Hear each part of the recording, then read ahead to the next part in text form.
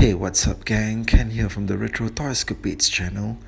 If you're new here and enjoying the content, I'd like to take a moment to ask that you kindly subscribe to the channel to help build it further. Now, Mattel has been putting out a lot of new dinosaurs as part of their Jurassic World Dino Rebels line, sometimes faster than I can keep track of. A lot of them have been repaints of existing molds.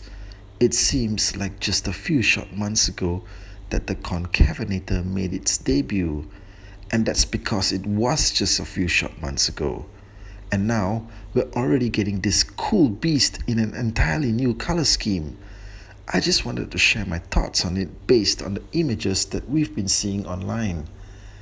Basically, in a nutshell, I'm not a fan of this updated color spectrum. Now, the Concavenator is one of those more obscure dinos because it never really had much of a pop culture presence in the movies. But it immediately captures your attention with its very sneaky and threatening looking design. It reminds me of a velociraptor, except for that large fin like protrusion on its back. Now, this thing screams deadly killing machine and is definitely on the prowl for flesh and not plants to munch on. Now, I think it's great when we get different versions of existing dinosaur molds to add to our collection. Mattel has been doing some flat out terrific work with their Jurassic World license, and their range consists of some of the best dinosaur toys that have ever been made. Never mind the kids.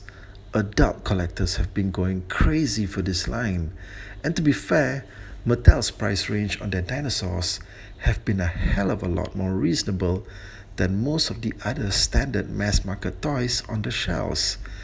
Now, if you're hooked on this line, like many of us have been, you wouldn't mind wanting to get more than one of these for purposes of army building, or should I say, pack or herd building, and some variations in color make it all the more fun. That said, this Concavenator repaint is a mess. Now, I've talked previously in one of my other videos that no one actually knows what the real colors of the dinosaurs were. But most of the color schemes that we are used to based on what we've seen in the movies and books and encyclopedias are acceptable to us because of the way the creature colors are rendered and the way they seem well suited to the environments that would have made up their natural habitats at the time, either dry and barren landscapes or wet and swampy ones, or those that are dense with foliage. Now, I digged up the original Concavenator toy in my collection to remind myself of how awesome the original version looked. As you can see, the dark greenish tones on this looks totally natural and made the creature look like it really belonged in an era of prehistoric savagery. Hell, man, this is the kind of dinosaur that would legitimately terrify, and is definitely one of the last things you would ever want to see crawling through your bedroom window. By contrast, the colors on this new Concavenator look almost comical. The brown color scheme that makes up most of its body seems natural enough, but then you have the orange fin and the dark purple colors on the head. Seriously, what the hell is up with that?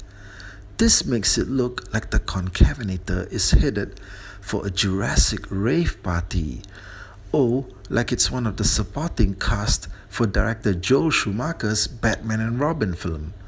Guys, a purple color scheme is never a good idea for a dinosaur, unless it's Barney, and even then, it's not a good idea.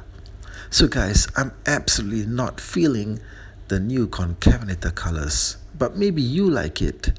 In fact, this might be a big hit for kids and collectors who like their creatures with wild and wacky colors. This is like a dinosaur guest star on Teenage Mutant Ninja Turtles or Biker Mice from Mars. Anyway, let me know what you guys think.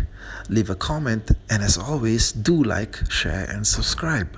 Thank you, and I'll catch you guys again real soon.